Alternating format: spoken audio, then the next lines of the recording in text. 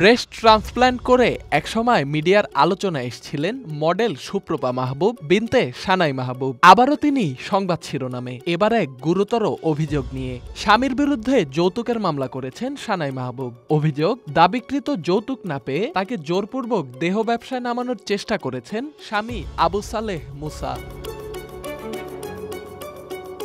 ঢাকার একটি আদালতে যৌতুক ও নারীর প্রতি সহিংসতার অভিযোগ এনে স্বামীর বিরুদ্ধে মামলা করেছেন মডেল সানাই মাহবুব। বুধবার ৬ আগস্ট ঢাকা মহানগর হাকিম মাহবুবুর রহমানের আদালতে আবু সালেহ মুসার বিরুদ্ধে এ মামলা দায়ের করেন তিনি। মামলায় অভিযোগ করা হয়েছে, বিয়ের পর সানাইয়ের কাছ থেকে ২২ লক্ষ টাকার যৌতুক দাবি করেন তার স্বামী এবং তা না পেয়ে শারীরিক ও মানসিক নির্যাতন চালান। এমনকি ব্যক্তিগত ঋণ পরিশোধের অজুহাতে সানাইকে দেহ ব্যবসায় নামানোর চাপও দেয়া হয় বলে অভিযোগ উঠেছে।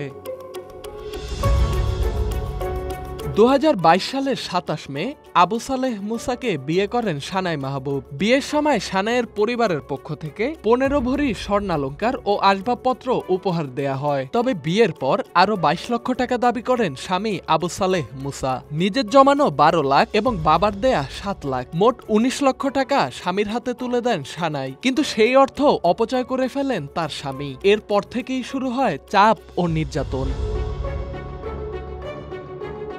মামলার অভিযোগে আরও বলা হয়, গত বছরের ১৫ সেপ্টেম্বর মারধরের পর সানাইকে বাসা থেকে বের করে দেন স্বামী মুসা। এরপর একাধিকবার সামাজিক ও পারিবারিকভাবে সম্পর্ক মেরামতের চেষ্টা করেও ব্যর্থ হন সানাই। চলতি বছরের ৭ ও ২২ জুলাই দুটি লিগ্যাল নোটিশ পাঠানোর পরও স্বামী আবু সালেহ মুসা সংসারে ফিরে আসেননি, বরং ৩১ জুলাই সানাইয়ের বাসায় গিয়ে সাফ জানিয়ে দেন যৌতুকের টাকা না দিলে আর সংসার করবেন না তিনি।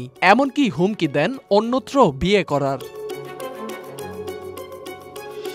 সানাই মাহবুব প্রথম আলোচনায় এসেছিলেন ২০১৮ সালে প্লাস্টিক সার্জারির মাধ্যমে তার দেহাকৃতি বদলের ঘটনায়। বিশেষ করে ব্রেস্ট ট্রান্সপ্ল্যান্ট নিয়ে সামাজিক যোগাযোগ মাধ্যমে ব্যাপক সমালোচনা ও আলোচনার কেন্দ্রবিন্দুতে ছিলেন তিনি। এরপর ২০১৯ সালে গণমাধ্যমকে তিনি জানান, এক সাবেক মন্ত্রীর সঙ্গে তার বাগদান হয়েছে। যদিও সে সময় তিনি স্বামীর পরিচয় প্রকাশ করেননি। সিনেমা এবং ছোট পর্দায় কাজ করলেও তেমন কোনো দীর্ঘমেয়াদী ক্যারিয়ার করতে পারেননি সানাই মাহবুব, বরং বিভিন্ন সময় ব্যক্তিগত বিষয় নিয়েই সংবাদের শিরোনাম হয়েছেন তিনি। সানাই মাহবুবের করা মামলাটি এখন তদন্তাধীন। আসামি আবু সালেহ মুসাকে হাজির করতে সমন জারি করেছেন আদালত। অভিযোগ প্রমাণিত হলে তার বিরুদ্ধে আইন অনুযায়ী ব্যবস্থা নেওয়া হতে পারে। তবে সানাইয়ের অতীত কর্মকাণ্ড এবং বর্তমান অভিযোগের পারস্পরিক সম্পর্ক নিয়েও নানা প্রশ্ন ঘুরপাক খাচ্ছে সামাজিক যোগাযোগ মাধ্যমে। Dhaka express desk report.